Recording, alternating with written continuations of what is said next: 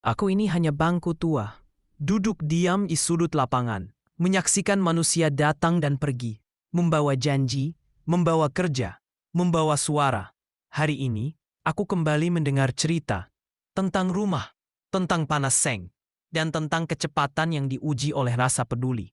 Di hadapanku, berdiri ratusan rumah baru, 600 unit kata mereka. Dibangun hanya dalam 8 hari. Cepat, sangat cepat. Dan di tengah kerumunan itu, terdengar suara yang memberi apresiasi. Prabowo memuji langkah Danantara. Baginya, kecepatan ini bukan sekadar angka, tapi pertolongan nyata bagi rakyat yang sedang menderita. Rumah berdiri lebih cepat daripada keluhan. Itu hal yang patut dihargai.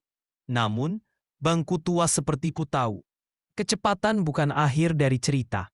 Mataku menatap ke atas, atap-atap seng berkilau diterpa matahari.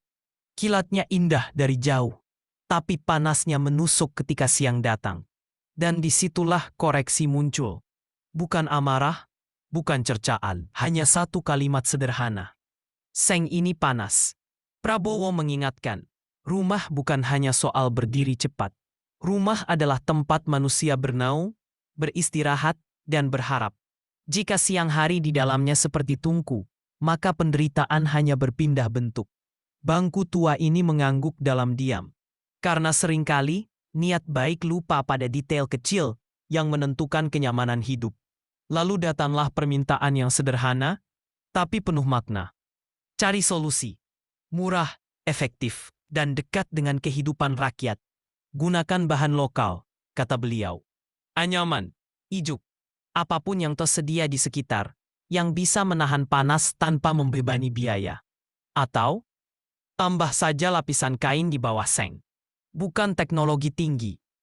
Bukan proyek mahal. Hanya kepedulian yang mau berpikir lebih jauh dari meja rapat. Disitulah aku belajar satu hal. Kepemimpinan bukan tentang siapa yang paling cepat bicara, tapi siapa yang mau berhenti sejenak untuk mendengar keluhan kecil yang sering terabaikan. Prabowo juga berkata, sesuatu yang membuat bangku tua ini terdiam lama. Katanya, rakyat tidak percaya pada wawancara. Rakyat percaya pada bukti.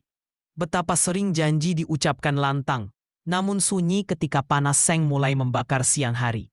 Ia meminta para pejabat yang turun ke lapangan untuk benar-benar mencatat, bukan hanya melihat, benar-benar memutuskan, bukan sekadar melaporkan. Dan soal suara nyinyir. Bangku tua sudah terlalu sering mendengarnya. Komentar tajam, kritik pedas, sindiran tanpa henti. Namun baginya, nyinyir bukan musuh. Ia hanyalah pengingat.